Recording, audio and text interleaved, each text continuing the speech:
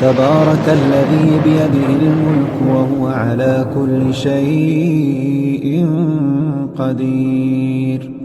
الذي خلق الموت والحياة ليبلوكم أيكم أحسن عملا وهو العزيز الغفور.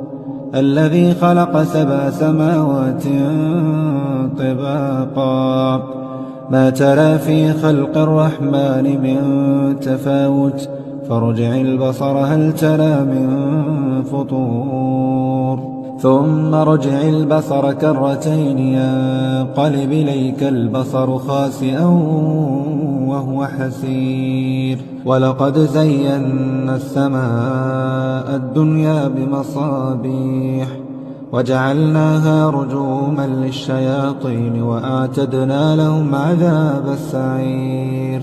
وللذين كفروا بربهم عذاب جهنم وبئس المصير.